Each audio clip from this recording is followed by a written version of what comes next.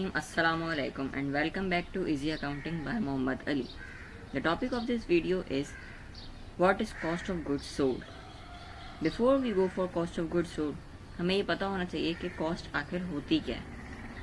Cost एक simple सी cost की definition यही है जो हम बचपन से पढ़ते आ रहे हैं। An expenditure required to produce और sell a product whatever for the purpose of earning revenue. हमें कमाने के लिए जो जो चीज़ों की लागत आती है वो हमारी कॉस्ट होती है। That's clear. अब हम जाते हैं हमारी कॉस्ट के आगे।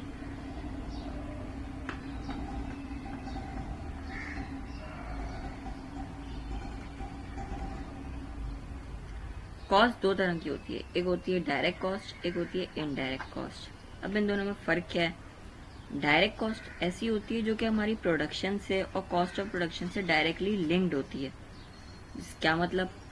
यानी कि जैसे रॉ मटेरियल, अगर रॉ मटेरियल नहीं होगा तो हमारी प्रोडक्शन बिल्कुल रुक जाएगी। उसके अलावा लेबर, अगर मजदूर ही नहीं होंगे तो हमारा काम करेगा कौन? अगर डायरेक्ट ये होती है, फिर इनडायरेक्ट क्या होती है? इनडायरेक्ट ये होती है जो कि इनडायरेक्टली रिलेट कर रही होती है और हमारी प्रोडक्शन को बेहतर बना रही होती है। जैसे कि इनडायरेक्ट कॉस्ट की बेहतरीन डेफिनेशन मैं आपको क्या दे सकता हूँ, लेकिन इसकी एग्जांपल ये हो सकती है कि जैसे कि लेबर है वो तो डायरेक्ट कॉस्ट में आ जाएगा, लेकिन इनडायरेक्ट में ये होगा जैसे कि लेबर्स को पे करने के लिए इनके ऊपर एक हेड रख दिया, उससे क्या होगा? लेबर्स की एफिशिएंसी इंप्रूव होगी और वो ज्यादा प्रोड्यूस करेंगे।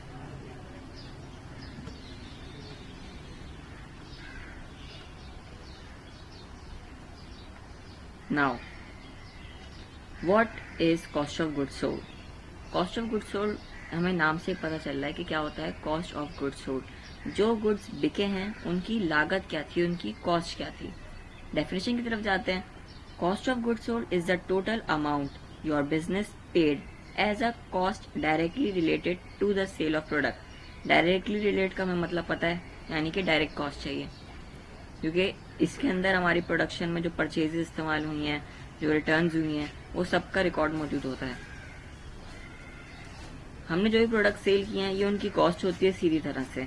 Depending on your business that may include product purchased for resale, raw material, packaging and direct labor related to producing और selling of good। जो चीज़ डायरेक्टली प्रोडक्शन से कंसर्न होगी वही इसमें काउंट होगी। जैसे कि एग्जांपल ले लेते हैं हम स्नैक्स की, चिप्स वगैरह हो गए, इनकी पैकेजिंग जो होती है, पैकेटिंग होती है पूरी, ये भी इसी कॉस्ट में शामिल होगी। ओके, ये हमारी कॉस्ट ऑफ गुड्स सोल्ड में शामिल होंगी। अब ये हम cost of goods sold calculate कैसे करते हैं, कैसे फाइंड करते हैं इसको, तो उसका एक बहुत ही आसान सिंपल सा फॉर्मूला है जो कि इस वक्त आपकी स्क्रीन पर है। Beginning inventory plus purchasing during the year minus ending inventory. Beginning inventory तो हमें पता चल जाती है कितनी साल के शुरू में हमारे पास रखी हुई थी। एंडिंग इन्वेंट्री भी जो लेस हो रही है, हमें पता है कि जो एंड में जो नहीं इस साल बिकी, जो बच गई है हमारे स्टोर रूम में रखी हुई है, वो है। लेकिन परचेज ड्यूरिंग द ईयर के अंदर हम लोग को थोड़ी सी वर्किंग करनी पड़ती है। किस तरह करनी पड़ती है कि इस साल हमने कितनी टोटल परचेजेस की हैं, उसके अलावा जो हमने रिटर्न्स किए हैं, जो डिफेक्टेड माल आ गया था, कुछ भी ऐसा चीज हो गई थी, उसको हम डिलीट करेंगे, उसमें से हम उसको माइनस करेंगे। सेकेंडली परचेज डिस्काउंट, जो कि हमें याद है कि हमने हमारी वीडियो में पढ़ा था कि क्या होता है, जो हमें पे करने पर डिस्काउंट रिसीव होता है तो उसकी अमाउंट वो लेस हो जाती है। ये दोनों चीजें लेस होकर आता है हमारा परचेजेस ड्यूरिंग द ईयर, और फिर फाइनली हमारी क्या होती है कि एंडिंग इन्वेंट्री आ जाती है। और जब ये लेस होती है तो हमारा कॉस्ट ऑफ गुड्स सोल्ड आ जाता है। That's all.